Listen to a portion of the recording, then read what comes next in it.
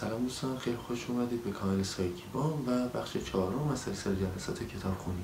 این قسمت رو تصمیم گرفتیم یه مقداری بیشتر براتون ضبط کنیم و امیدواریم که لذت کافی رو ببرید. فرویدخوانی بخش 4. این نکته نیز قابل توجه است که افراد صمیمانه از تمدن نفرت داشته و بدان عناد می‌ورزند و از هر تمدنی که در ظاهر برای آسودگی و رفاه آنان در تب و تاب است و در خفا ارضای غرایز آزادانه آنها را تحت کنترل درآورده و اجازه ارضای آزادانه آنها را نمی‌دهد دل خوشی ندارد. و این مسئله به راستی شگفت است که انسان‌هایی که از تنها زیستن رنج می‌برند و قادر به ادامه مدت کوتاهی از زندگانی انفرادی نیز نمی‌باشند،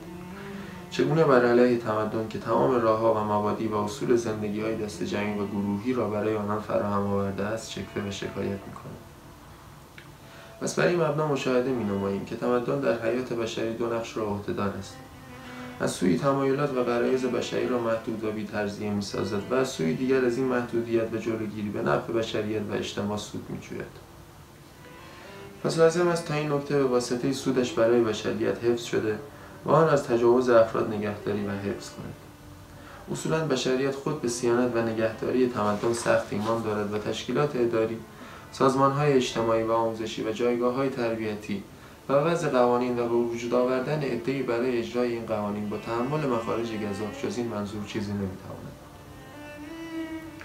بایستی به این هم توجه داشت که این سازمان‌ها و ادارات و تشکیلات تنها به خاطر امور اقتصادی و تقسیم و توزیع ثروت تکمیل نیفتند، بلکه کار آنها حفظ و استقرار تمدن است، از دست‌اندازی و تحریک افرادی که آن را سدی مقابل غرایز غیر اجتماعی خود می‌پندارند. البته از راه‌های دیگر نیز با اتکای به تمدن بشرها بر علیه آن همداستان می‌شوند و آن نیز سودجویی و بهره برداری از علم است که خود پدیده تمدن میباشد. همان گونه که به وسیله علم میتوان در رفاه و آسودگی بشرها اقدامی نمود و همان وسیله نیز میتوان برای نابودی بشریت و تمام عواملی که به وسیله علم آماده و ساخته شده استفاده برد. مشاهده می‌نماییم که تمدن نیرویی است که غرایز ابتدایی را محدود ساخته و آزادی افراد را دستخوش نیروی خود قرار می‌دهد. و باز به همین جهت است که تمدن همواره از جانب عده‌ای معدود سخت حمایت شده و در قالب قوانین و مقررات صاحب اقتدار و سلطه و نیرومندی آن گروه معدود برای اکثریتی قابل توجه می‌شود. با این توضیح آشکار می‌شود که تمدن به خودی خود بدان سبب که گمان می‌رود محدودیت‌های طاقت فرسا را موجب نمی‌شود و در حقیقت نقایص و معایبی که در تمدن امروزی مشاهده می‌شود تراویده و پدید آمده از اصل تمدن نیست، بلکه از جانب اعمالگران و زورمندان میباشد که برای سودجویی خود از آن بهره برداری می‌نمایند. اصولاً لازم است مقایسه و برابرگذاری میان پیشرفت‌های علمی و فرهنگی بشر بنماییم تا مشاهده کنیم که انسان‌ها در کدام قسمت کامیابی‌های بیشتری به دست آوردند. آنگاه از نتیجه آن می‌توان با دید گسترده‌تر و بینش عمیقانه‌تری به ارزش نسبی تمدن پی برد. بشر از زمانهای دور با خستگی ناپذیری و سرعت شگرفی در راه تسلط و پیروزی بر طبیعت کوشیده است و در این مجاهدت‌ها و کوشش‌ها نیز کامیابی‌های زیادی به دست آورده و در انتظار پیشرفت‌های بزرگ دیگری نیز می‌باشد. اما آیا می‌تواند همان گونه که در پیشروی‌های علمی و برانگیختن وسایلی برای تسلط بر طبیعت پیروزی به دست آورده و با اطمینان از آنها یاد می‌کند، ادعا نماید که در زمینه تنظیم امور انسانی و ترتیب مناسبات میان افراد نیز موفقیتی حاصل کرده؟ متاسفانه پاسخ این پرسش منفی است و ممکن است در زمانهای گذشته نیز مردمی بودند که می‌پرسیدند آیا این قوانین و آداب و رسوم اجتماعی شایسته آن که به عنوان فرهنگ و تمدن یا جزئی از آن حفظ و نگهداری شوند هست یا نه؟ آیا می‌توانند قوانین و نظامی نوین برای بشریت به وجود آورد که انقدر مستلزم زور و فشار نباشد و این قوانین بدان گونه تدوین گردند که شامل این اندازه سرکوبی اجباری غرایز نباشد که بدان سبب افراد از تمدن ناخشنودی حاصل نموده و با آن بستیزند؟ پس با شک در ارزش تمدن فعلی که شامل قوانین راجع به مناسبات افراد نسبت به هم و فرد نسبت به اجتماع است، این عقیده پیش می‌آید که آن قسمت از تمدن و فرهنگ که محتوی این امور است بایستی چگونه باشد. در این مورد بایستی گفته شود که لازم است گونه‌ای باشد که موجب ناخشنودی افراد را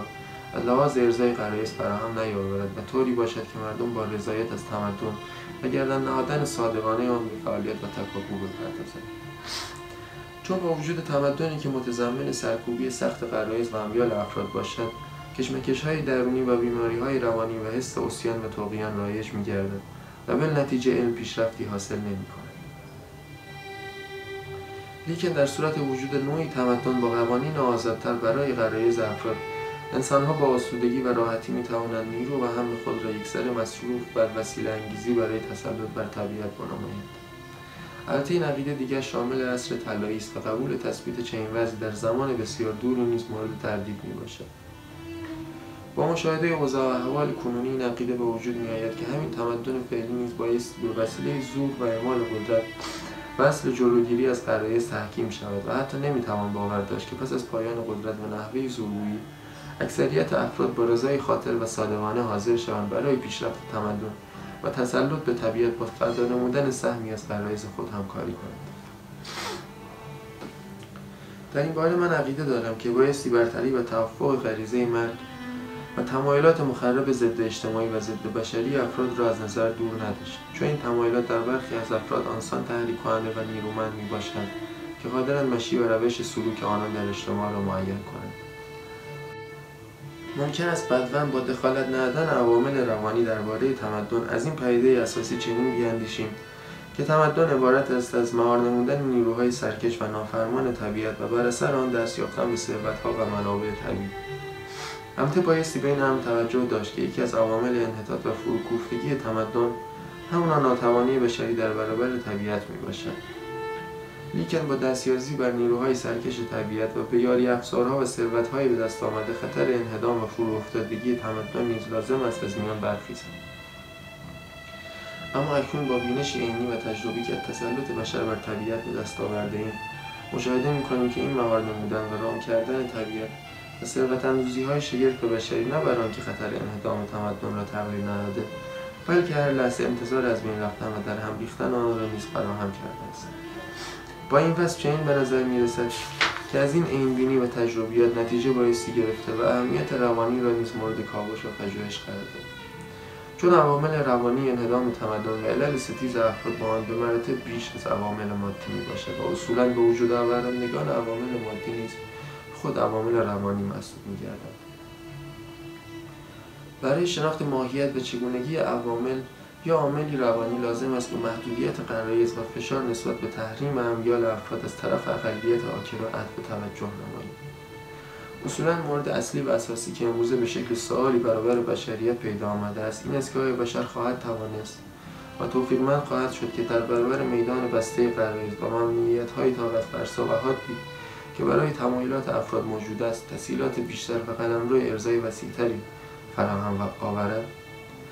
آیا توان آن را خواهد داشت که سرکوفتگی‌ها، شکست‌ها، عقده‌ها و نابسامانی‌هایی را که بر اثر وابستگی سرکوبی غرایز در افراد نزدیک گرفته و پیاپی همانند آنها نیز تحمیلشان می‌گردد برطرف نموده یا تغییر نماید و وسایلی برانگیزد و شیوه‌هایی به کار زند که در افراد اندکی حس خوشبینی به وجود آید تا آنان از روی رضای خاطر و از خودگذشتگی و فداکاری‌های بیشتر تن در داده و بالنتیجه تمدن قوام گرفته و بر پایه‌های مستحکم‌تر و استوارتری قرار گیرد. هرگاه بتوانیم پاسخ مثبتی بر این پرسش قائل شویم آنگاه لازم است تا ملاحظه گردد به چه نسبت و تا چه درجه مشکلات کاهش یافته و درجه نسبی موفقیت نیز تا چه پایه‌فزونی خواهد گرفت. حال موضوع حکومت و فشار یا محدودیت را مورد مطالعه قرار می‌دهیم. هنگامی که در مورد دولت و حکومت دقت نماییم و از لحاظ ماهیت و موجودیت در اصل آن توجه کنیم متوجه خواهیم گشت که نفی یا چشم‌پوشی نمودن از حکومت و فشاری که به وسیله گروهی اندک برای اکثریتی قابل توجه اعمال می‌شود و همان اندازه دشوار و ناممکن است که از بین بردن عوامل جوی تمدن برای آزادی غرایز و امیال افراد.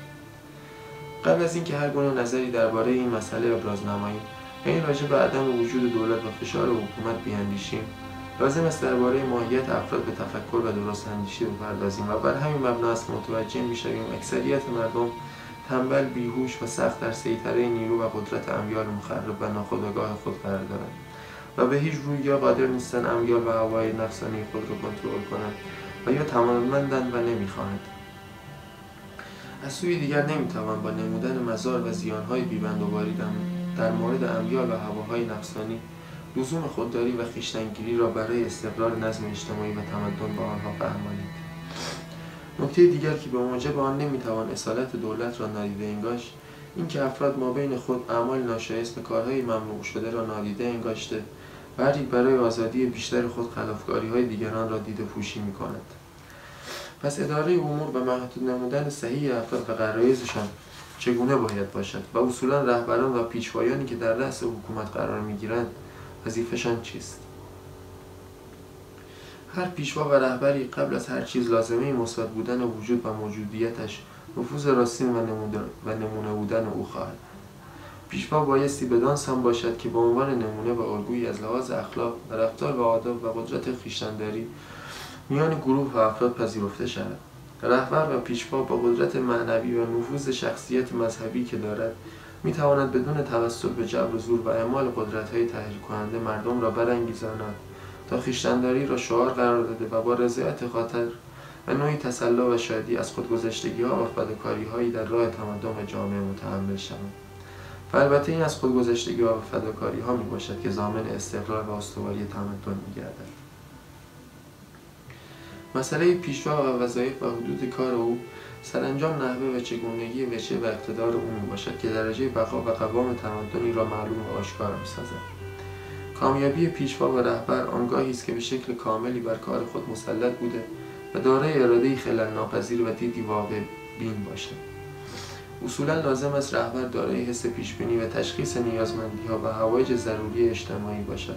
و در این صورت است که به فقدان هر چیزی آگاه بوده و به موقع آن را می‌فهمد.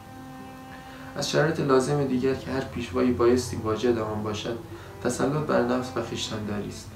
رهبری که فاقد این صفت و نیرو باشد در حقیقت قادر به ادامه رهبری نمی‌باشد،